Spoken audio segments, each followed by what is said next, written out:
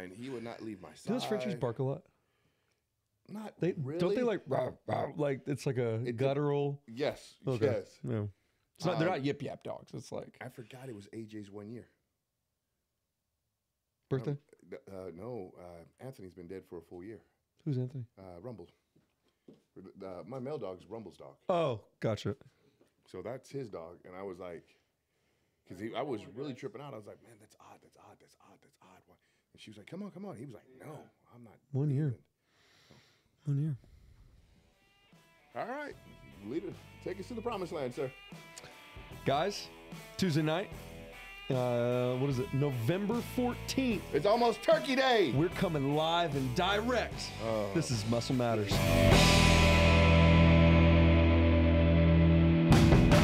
Yeah, Turkey You Day. know, I have therapy I need to go to for Turkey Day, like bad, like from years ago when I was hurt like, you? when, like my mom hurt me. Oh, no. When she first got with my pops. I come from a very huge family. We get together, Southern family. They cook. My aunts, my great aunts, they cook. That's where you get the legs from. Oh my God, they have restaurants. I used to get my own pot of gumbo. I used to get my own pot of dumplings. It was mine because I ate. So the first year that my mom and my dad seriously got serious, she goes, "You can't go home." I go, "What do you mean I can't go home? It's Turkey Day. I'm going home for Turkey Day." She goes, "Oh, you can't go home. You got to stay here." And I go, "No. I got a pot of dumplings, and I have gumbo. I got food, and my family feeds me." And so she said, "Well, they're gonna make you dumplings. They're gonna make your own pot of dumplings." And I was like, "All right, I love my mother, my pops. I love my pops." And I was like, "All right, cool, I'll stay." Now my pops, his family's Okie. They're from Oklahoma. Apparently, dumplings are completely different in Oklahoma than the rest of the world. What's the difference? Describe a dumpling. I don't know. Moist, steamy pocket of goodness. Bread, right? Well, yeah, it's breading. Yeah, 100%. I got turkey gizzard, turkey liver, eggs, boiled eggs, and gravy. Oh, dude. And they poured that onto my plate, and I was like, That's the Dust Bowl. I was just like, what is this? He said, "You got to eat it all. They made you your own pot." I'm like, I'm not eating that. Out of obligation, they were going to make you eat it? That's what my mom. Oh my! My mom, my family don't play. You don't get up off that. If it's table, in front of you, you got to finish it. Don't get off that table, boy. Is it a respect thing? It's I said so thing. That's a we don't waste anything thing. No, it's I said so thing. Understood. When my grandma used to make liver, and I'd be like, "Oh, you making steak?" She'll, "Yeah, baby." And I'd sit down to have a bite, and I'd be like, "It's liver." She It's goes, really chewy. "You're going to eat that?" I'd be sitting there, little 6-year-old tears coming out. Oh, shoot. I wasn't getting up off that table. Well, that makes eating as a bodybuilder a lot easier. I'm sure. Yes. Your tuna cans and the dude, it all pales in comparison to that. Yes. Well, okay. Here's the question about Thanksgiving: are you a turkey or a ham guy? Turkey.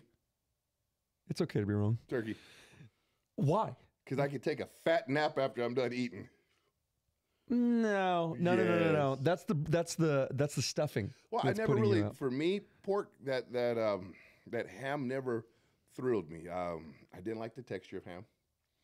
I didn't like the saltiness of the ham. I didn't. So I guess I came from a family that, my family owned like several restaurants, so they could get down.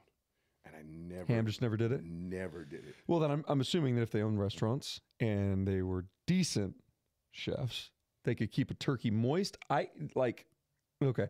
My family's not great at that. It always comes out dry. Have you seen National Lampoon's Christmas Vacation where they pull that turkey out, they stick a fork in it, and it combusts, and it's literally like just empty? That's what my family's... Sorry, Mom and Dad.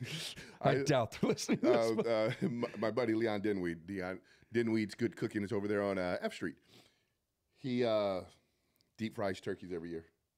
Now that I can do. Oh. My family's white. We do not deep fry anything. Oh, okay? those turkeys are fire. We're terrified by the YouTube videos. All right? Oh, I was never doing it because I'd burn the house down. Yeah, 100%. It'd be like 4th of July all over again. There goes the turkey. Oh, I don't know what my goodness. Yeah, Thanksgiving's an interesting holiday for me. It's kind of a love-hate thing. Christmas is close because food-wise, I don't go for the main dishes. It's I'm not partial to turkey or ham. If I had to choose one, I'd say ham. but only because it goes great mixed with everything else. The turkey is just like, dude, you can't doctor that thing up. But that's what I was saying. Like, my uncle owned a barbecue restaurant. He owned a soul food restaurant. So there would be turkey and ham there. But Fat Boy had his pot of gumbo. Yeah, that's right. Some That's dumplings, right. That's right. A little turkey here and there, and dressing. And a bowl big enough to fit it all in there. I don't mess around with those little Dixie bowls. Oh man, I I literally got my own pot because they would be like, "You get away." They would literally, "Your pot's over there, Fat Boy."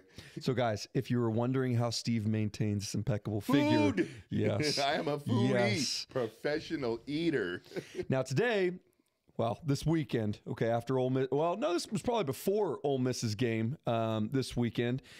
Lane Kiffin had an awesome quote in response to one of his defensive tackles. And Steve sent me this. He goes, man, what do you think? Lane Kiffin, basically, those of you guys who don't know, he's the head coach of Ole Miss. And one of their, I don't know what role he played on the defense. I don't know. He was defensive tackle. I just don't know if he was a starter or what. Yes. But he took a 2-week. The media calls this a mental health break, but Steve clarified the kid disappeared. He just walked for off. 2 weeks. He wasn't responding to text messages. He wasn't responding to phone calls. Nada. Did he come back? Yes, to videotape the conversation with the coach. Oh my goodness. Okay, well, that tells you everything. If you've ever dealt with people, I think we all agree that kind of tells you everything you know about the young man, right? And probably what he was, where his head was at going into that thing. The sad thing is anybody who's played, high school coaches kind of cussed you out. Kind of. But when you get to that next level, can you tell how many times I got kicked in the butt? Yeah. Get your butt up out of there. Yeah. Get out of my huddle. It called every name in the book. You're going to hurt my linemen, but just laid out. Oh, you're an adult. And you're playing college football. Coddled feelings. No. And you've got dollars attached to your name, right? And yes. You are expendable. They can find another one, Yes. another 15, another 100 Yes. better than you. Yes. So there are no punches held back in college football. Now, this was Lane Kiffin's quote in response to that situation.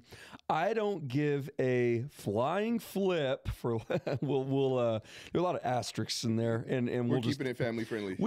I don't give a flip what your mom says. In the real world, you show up to work. What are your thoughts, Steve? Well, number one, how did your mom get in the conversation? And I'm being a jerk because I know I remember I had a very well-paying job. I was working in the oil fields, and I had a lot of fun on a Saturday night. I woke up on Sunday and I called my mommy. I said, "Hey, Mom, let me hold $20 so I can get something to eat." You know what she told me? Drink some water, take a nap. You won't be hungry when you wake up. Dude, I didn't grow up in a rough home. In fact, we were really well off. I didn't really realize that until later in life. I never went without. My parents were not. I don't have stories like that. They were not abnormally tough on me. I just never asked. Like I can't even put my finger on why that is, right? I think I've just kind of got a more independent personality. I would never ask Mom to come in on a conversation like that. And if you do, again, guys, it says a lot about who we're dealing with here. Well, how are you going to make it to the next level? There's no way. I mean, right now, that young man has a huge red flag against him. He would have to go out and just be the second coming of Reggie White on the defensive line just to sniff the NFL right now because it's a job. I mean, this is nowhere near that situation, but you remember the ball triplets, right? Yes. The not triplets, I'm sorry, the 3 Ball brothers that went in the NBA.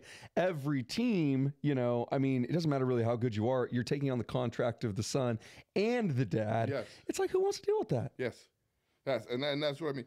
If I committed to something, my mom made sure I was there. There was no ifs, ands, or buts. What's wrong, boy? I don't want to do it. You committed, right? Yeah. You signed up for that, right? Yeah. And heaven forbid, she spent some money.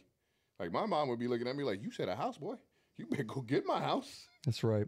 And you know what the interesting thing about this is it lacks, accountability, right?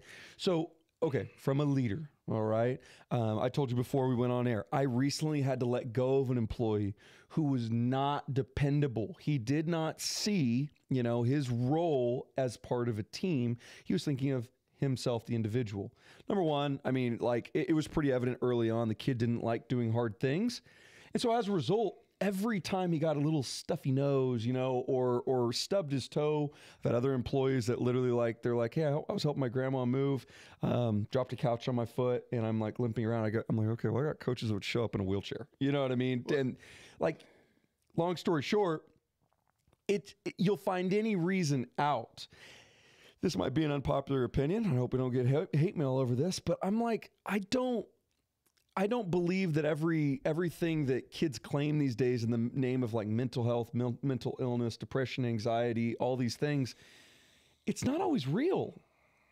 And some of it I guarantee is, right? Like there are people out there with chemical imbalances that we just can't explain and science isn't even close to understanding. So I want to tread lightly here. However, I know a lot of people that just use that as an out.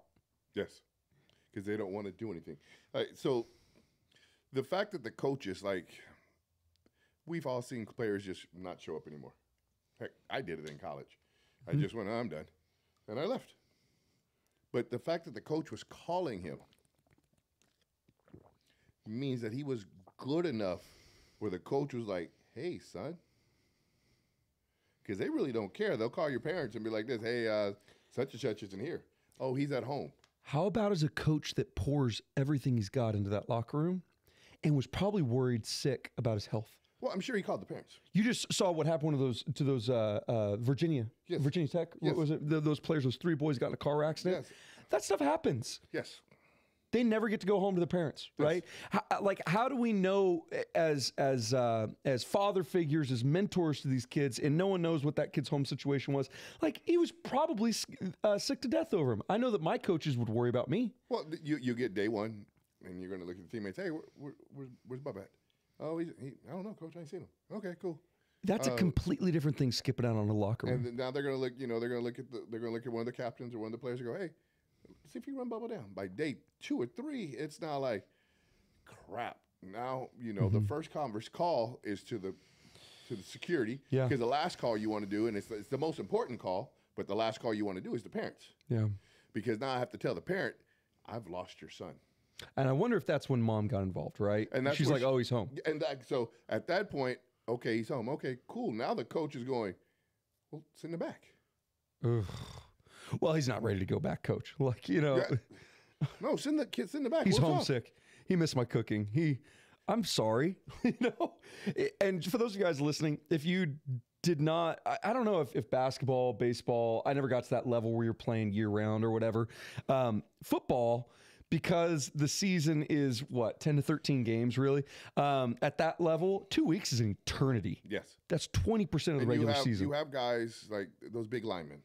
And those but I remember we had a big country lineman, big tackle, and he was starving. I used to give him, he was my lineman, so I'd give him I had canned meat. I didn't want to eat that crap.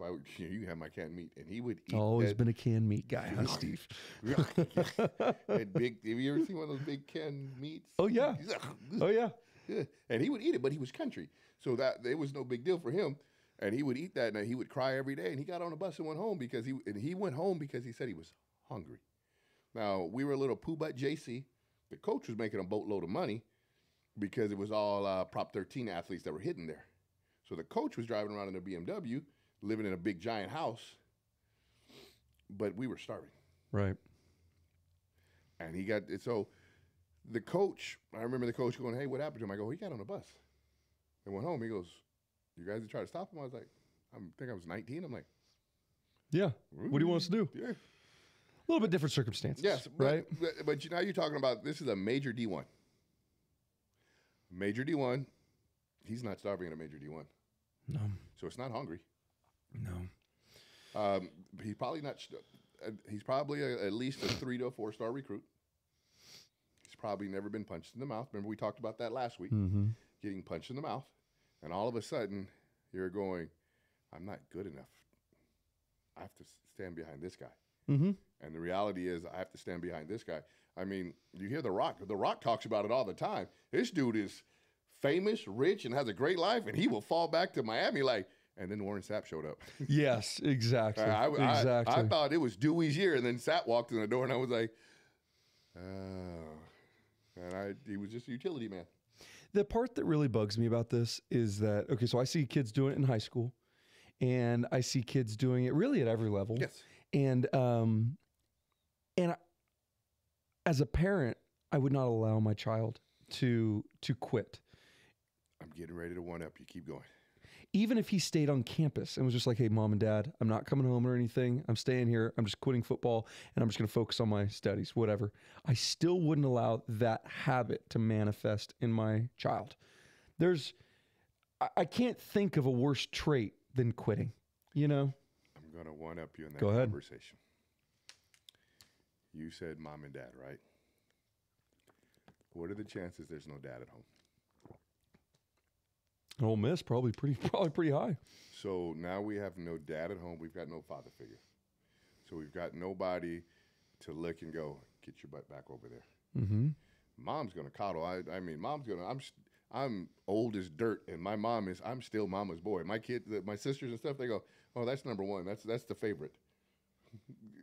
I'm mama's boy. I'm mama's pride and joy. So now my mama's not a coddler, but I'm mama's pride and joy. Sure.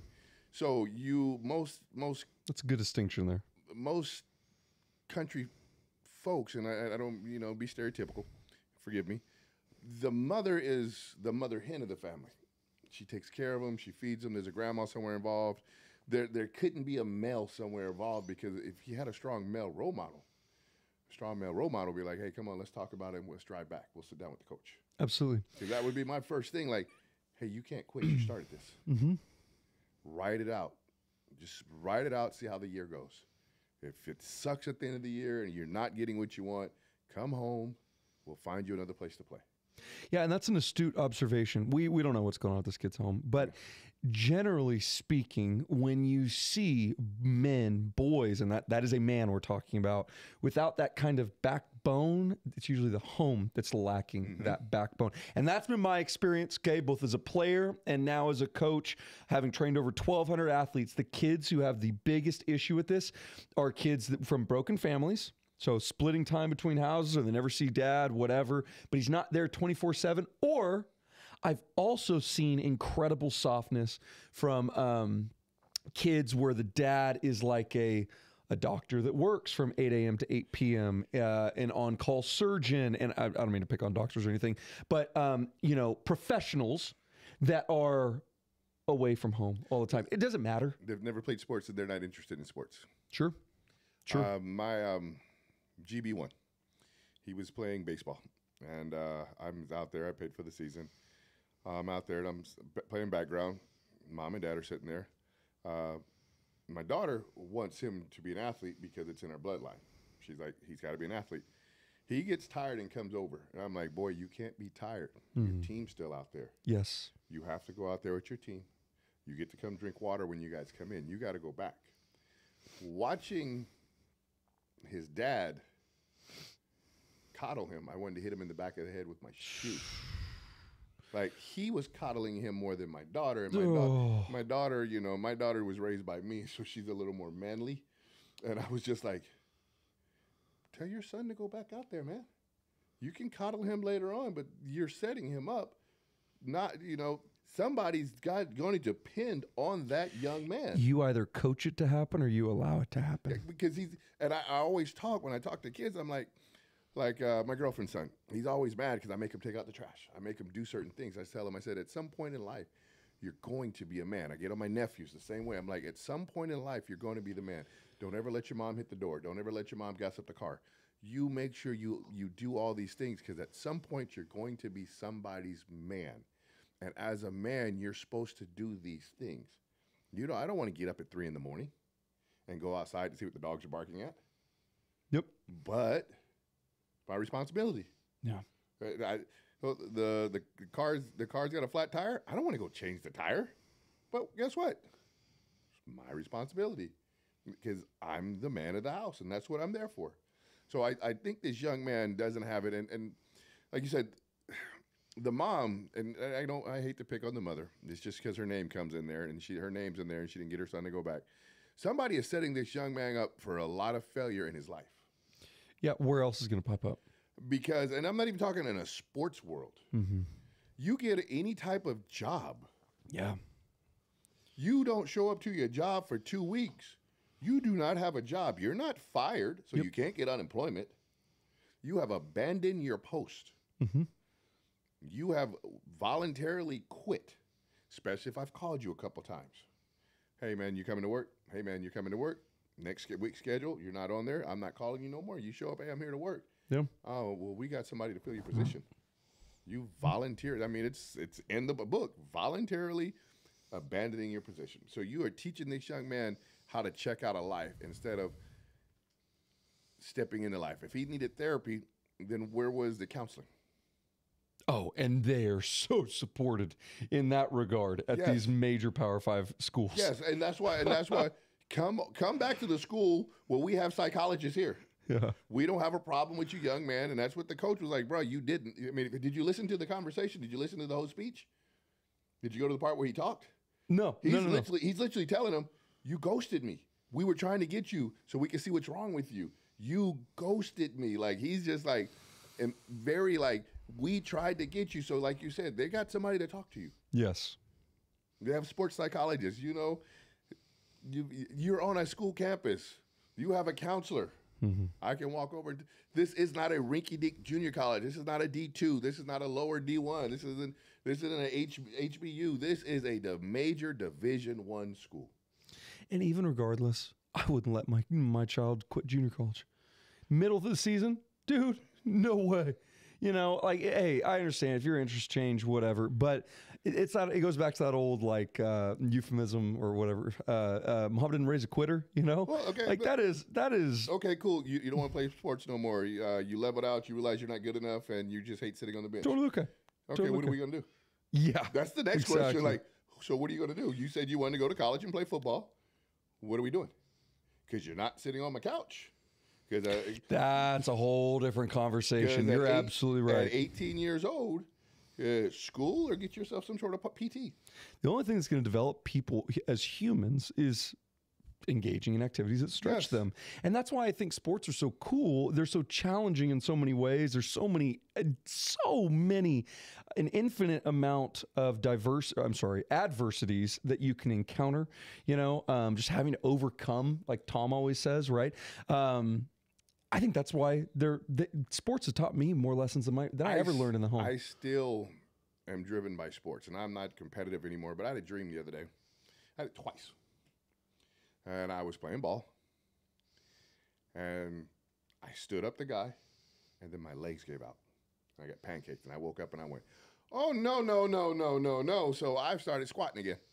I was like, oh, no, God, you're trying to tell me something. Sure. All right, let's start walking back, and I'm starting to walk back again. Go do some hard things again. You're getting ready to go back up to 500 pounds. Ain't nobody walking through me again. Yeah. That is, I spent my whole life not to get walked through. Come on. And it's just from that competitive edge, and you'll learn to overcome. You learn people skills, you learn camaraderie, you learn how to be a better man, just across the board. My wife really wanted to homeschool our kids, and I had absolutely no qualms about that. But I was like, if that's what we're going to do, we have to find other activities that they're going to engage in that are going to stretch them on a regular basis. I don't want them to become the weird, you know, the socially kind of inept. 100%. Because we know enough of those. But also, you know, you got to get people skills. You have to get people skills, and people challenge you. There is nothing that has stretched me more as a business owner than dealing with people. And that's going to be the rest of their lives, you know. So if this player doesn't like something at Ole Miss, I mean, what are we propagating? Letting kids. What happens when he gets his first job? What happens when he gets his first girlfriend? How about marriage? You just get to quit. I was getting ready to walk right into marriage. I literally. So when I addressed this and again, there was a step system involved. I don't want anybody to freaking litigate or anything like that. But like this employee that I had to let go. It was an escalation of events. And I think it was like the second or third meeting we had about it. It was just repeated calling out. And I was like, dude, you're not dependable. From a team perspective, you're not dependable. Do I get to call out on being a dad? Do I get to call out on being a husband? Do I get to just call out anytime that you need me? Right? I will never do that. Hell or high water, I'm there. Well, and then, what's the famous line people like to say in their breakup? We need to take a break. No, we need to work through it. Man. Because if you're taking a break, that means I'm stressing you out and I'm stuck in limbo. Yeah. Either we work through it or we go our separate ways and start a new life. And it's just, like I said, the young man, you're teaching him to quit on life. And Yes. like I said, once again, he might be the most stressed out person. His favorite grandpa, favorite uncle could have died. I don't know the circumstances. But the baseline, what we're trying to get across is you just can't walk out without letting somebody know. There are people that want to help you. So if you're dealing with a mental issue and you have problems, don't just walk out. Don't get coddled. Don't find somebody, okay, it's good to go lay in your head on your mother and cry a little bit, but at some point you have to step up because your problems are going to wait for you in the morning. Like when I was an alcoholic and I drank a lot, it was to get away. It was an escapism. But guess what was waiting there every day? It was there. So sooner or later, you have to face your problem. Come on, man. You have to face whatever it is that you're trying to duck your head from. It doesn't go anywhere. And the longer you ignore it, the bigger it gets. So if you're not able to face it yourself, you have to go find help to help you face it, where to be a pastor, a coach, a counselor, group therapy. Something has to help you overcome. I mean, football to me, wow. I'm mad. Wait till Sunday comes. Ooh, we gonna have some. I'm upset. I get to hit somebody. It was good. I mean, that's when I kickbox. It was like, all right, cool. I remember being angry and just going in like, I'm not sparring today, but I'm gonna go beat the snot out the bag for an hour the sweat and it's just like, men, we decompress different. We need to get that, testosterone out, like with like throwing phones. We got to do things that like, it's that moment that you need, that man moment. And there's nothing like competition and taking your man moment. Football is legal violence. Like, where can you legally go and beat somebody up? And get up and hug and kiss and be like, bruh, good game, my guy. I really had fun hitting you today.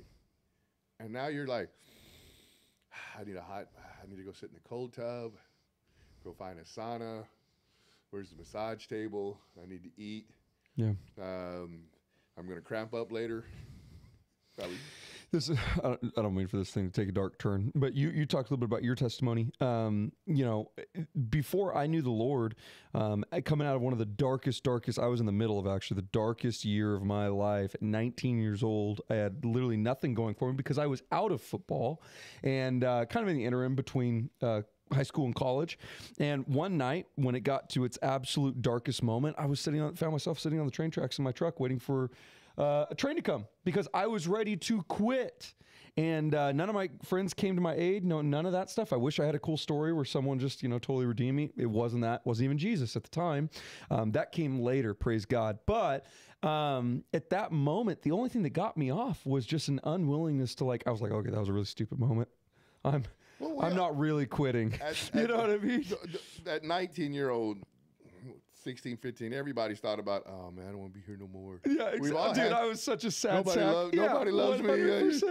But at the end of the day, what helped it was self-preservation came on and went like this. Bro. Hey, we like us, bro. Get off the train tracks. That's right. Hey, I'm still me. You know what I mean? And I still want to be me, And so it's just one of those things I have a really hard time relating to. But man, if I had quit, think of all the amazing things that I would have missed out on. You know what I mean? Yes. So anyways, all that to say, we, as believers, one of my most common prayers, and this is probably the easiest thing I could possibly pray, is that the Lord would just open doors that are meant to be open and close the ones that are meant to be closed. Amen. And I have zero control over that, and I'm totally good with it. You know what I mean? But if I close those doors myself, bro, just imagine, the catastrophe that could befall me. And that's one of the beautiful things about being a chosen child of the Lord's. I tell people all the time, we get caught up in thinking prayer has to be on the knees and it's some grand spectacle. No, the Bible literally says he's all around. You can, if you don't have anybody to talk to, just get in your car and talk to Jesus. Come on, man. I mean, I'll just drive down the street and be like, woo, I got some things to unload before I get home. And I'm gonna leave it all right here because you just got to get it out. You got to get the poison out. You know, when I tell people, I said, you know what? I'm not complaining. I just want the poison out. And you're an ear that I can trust and I can get rid of the poison. I don't need any feedback from you. I just want to I don't need any feedback. I just wanted it out. Now I got it out. Man, high five. Let's go do something else. Yeah. And, you know, you only know what you know. And the way that, you know, when people find themselves in those situations, again, going back to like the frontal lobe type stuff, how the brain processes information, it goes through emotion first. We make very irrational decisions from emotion. There are a lot of studies that say you have a hard time even thinking through emotion, right? Man, but if you don't understand, doesn't the word say you can just ask? You know what I mean? You'll get that understanding in the blink of an eye. That's been a game changer for me, is just admitting that, oh, man, Lord, I don't feel like I